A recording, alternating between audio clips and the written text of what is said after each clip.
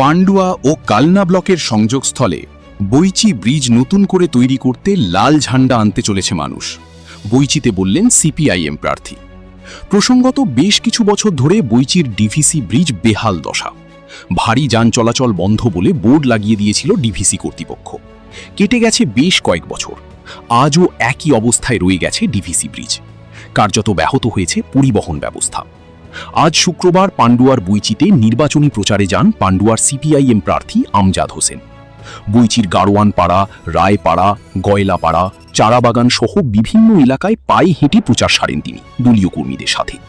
প্রচারের ফাঁকে সাংবাদিকদের মুখোমুখি হয়ে তিনি দাবি জানান, বৈচির ডিভিসি ব্রিজ এবং শিয়ালাগুড়ির ব্রিজ দীর্ঘ বছর ধরে বেহাল, যার ফলে ব্যাহত হয়েছে পরিবহন ব্যবস্থা। এলাকার মানুষ দীর্ঘ বছর ধরে অনেক ভুগেছে এর কারণে। আগে এই রাস্তা দিয়ে নীলবাতি জ্বেলে মন্ত্রীরা যাতায়াত করত। এলাকার মানুষ ভয়ঙ্কর রেগে আছে।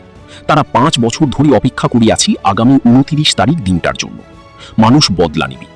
পাশাপাশি তার অঙ্গীকার, মানুষের এই কাজগুলি দ্রুততার সঙ্গে আমরা সম্পন্ন করব। নিজস্ব সংবাদদাতা রিপোর্ট, আমার বাংলা নিউজ।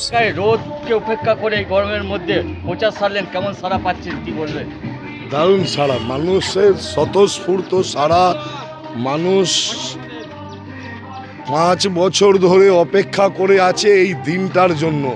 যে কত মানুষ ভুগেছে এই বৈচি এলাকার মানুষ। পান্ডুয়া ব্লক আর কালনা ব্লকের যে কানেক্টর বৈচি ডিভিসি ব্রিজ, সেটা ভেঙে পড়ে আছে 12 বছর ধরে। বাস চলাচল বন্ধ, গণপরিবহন ব্যবস্থা শেষ। মন্ত্রীরা নীলবাতি গাড়ি নিয়ে যেত এখান দিয়ে।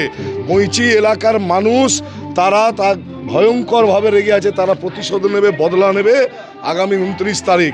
সবাই তারা কাস্তে হাতুড়ি তারা চিহ্নে ভোট দেবে, যাতে দ্রুততার সঙ্গে বৈচি ডিভিসি ব্রিজ সারানো যায়। মানুষ এখানে আমাদের হরালদাসপুরের শিয়ালাগড়ি গ্রামে দীর্ঘদিন ধরে ভেঙে পড়ে আছে।